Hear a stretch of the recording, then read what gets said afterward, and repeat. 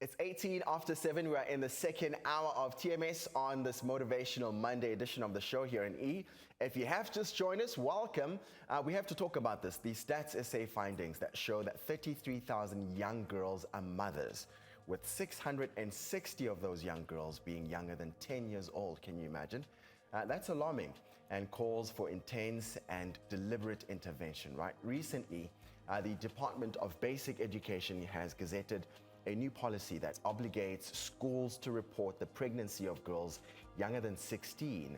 Here to talk to you and I about this policy and the implications thereof is CEO of Save the Children, Steve Miller. Very good morning, Steve. I mean, these numbers really, to even try and wrap your head around, are scary, if I can use the word. I mean, teenage pregnancy has been a growing concern in our society for a while now.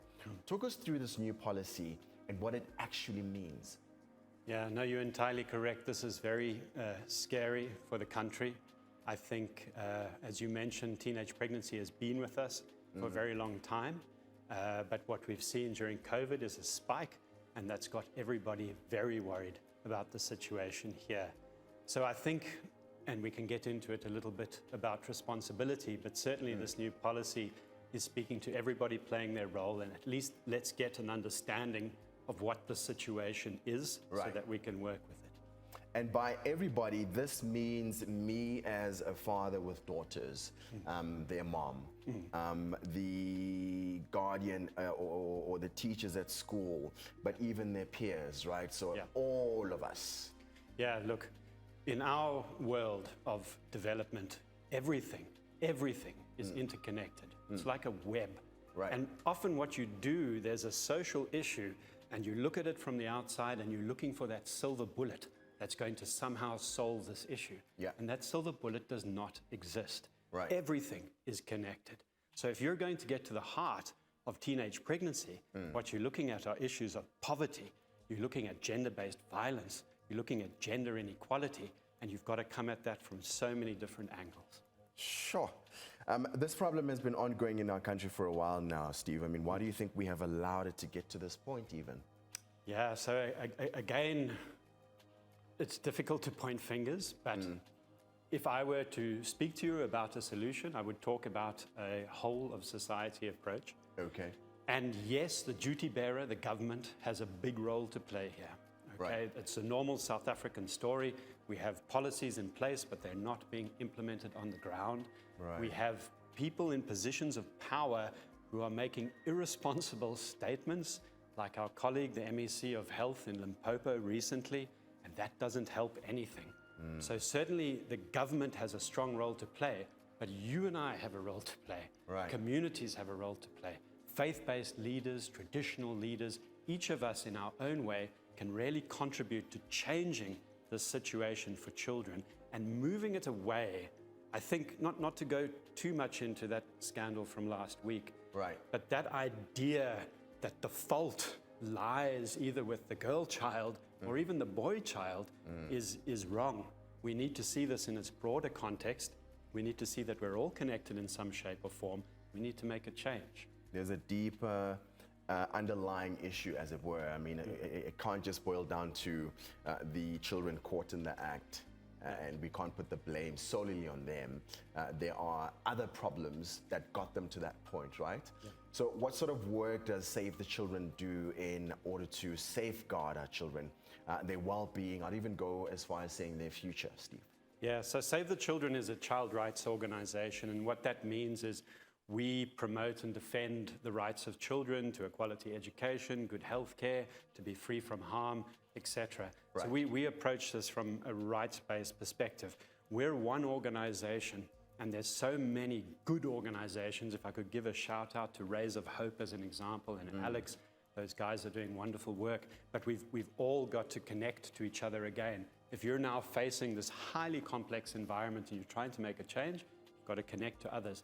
So our role here is mostly around access to child-friendly, youth-friendly services. Okay. Because one of the issues you find with children, particularly in rural areas, but everywhere really that I go, even here in Johannesburg, is that they're either scared to approach clinics, to approach nurses in clinics and ask for advice, ask for contraceptives, or when they do go, they don't get a great reception there. Right. They get the type of attitude, again, that we saw last week with the MEC for Health in Limpopo, that makes them feel guilty for what they're doing. So of course, there's that barrier.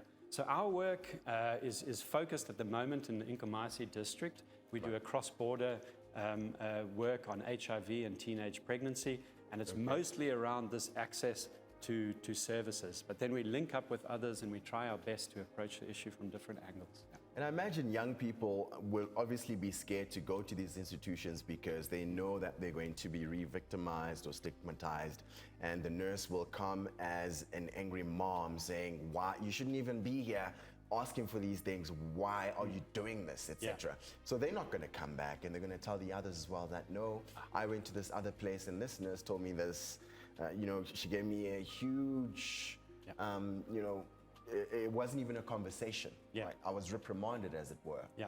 And then absolutely nobody is going to go there. But you mentioned that you're a father as well, and so am I, and I think a lot of it actually starts in our house too. We as South Africans need to learn to speak to our children about their sexuality. It's something we don't do very easily. The comprehensive sexuality education, that was a big debate here in South Africa. At Save the Children, we firmly believe that all children in and outside of school should have access to this type of education. And certainly parents should be playing their role. I've got a daughter, and one day I'm going to have to speak to my daughter in a way that makes her feel comfortable, in a way that if there is ever anything like this that comes into her life, she feels open to approach me. And that's not easy to do, but that's what it means to start in the home. Because teenage pregnancy, yes, it's connected to poverty. We see this, obviously the phenomenon of the blessers, etc. The reason that it's risen exponentially during COVID is to do with this economic situation that we have right now, and the fact that children are out of school. So yes, we have a role as parents as well to sort this issue out. And in terms of the factors that contribute to this societal ill, Steve, which factors do you think influence and inform teenage pregnancy? There's a whole range, and again, they're overlapping. So I'm sorry to come across as frustrating here, but you can't describe it as one or the other. You've got issues of substance abuse, you've got peer pressure, as mentioned, you've got poverty, you've got gender inequalities here, so we still have issues there. A lot of layers. You've got violence against children, which in itself is such a complex phenomenon. So all of these are sort of interacting with one another. And I think all of us know people who became pregnant when they were teens. And if you're like me and you know people who've had this situation, you know that all of them are very different. So to sort of box them into one and say this is the problem and this is how we're going to approach it is incorrect. Right. But there isn't a blanket solution. No, but certainly, and this is the take-home message, you cannot blame the children for the situation at all. They are existing in a world that is pushing them in certain directions. There's a lot of forces that activate there. We have a responsibility to try and alleviate those issues and also to give them the services that they need so that when they have issues, when they need contraception, they've got somewhere safe to go. And on that note, Steve, I mean, how do we encourage a change in how people that have become desensitized to teenage pregnancy view the societal ill? Well, like we're doing right now, we're speaking about it. It's the same with gender-based violence. You know, this issue that I'm sure you've spoken about on your show a lot. As South Africans, we've become so desensitized to it until people actually have to get onto the street and scream and shout and really drive this forward till it becomes a critical component of our government's program, essentially, even as high as the presidency, where they now have a focus on GBV. This is what we need to do here as well, because these two issues are interlinked. So yes, we become desensitized over time. We read these numbers. You mentioned Stats SA. It's talking about 33,788 children who got pregnant. That's a big number for us to take on. What do we do with that number when we don't necessarily know individuals who've been in this situation? But I think, in short, we need to be speaking about it. We need to be angry about it. Every single time we read about this, we need to be angry enough to get up and do something, whoever we are, you, me, the cameraman, everybody. Right, that is the CEO of Save the Children, Steve Miller, with us this morning to talk about the concerning epidemic of teenage pregnancy in our society. Thank you so much for your time this morning, Steve. Thank you. We're going to take a quick ad break. We've got your news next.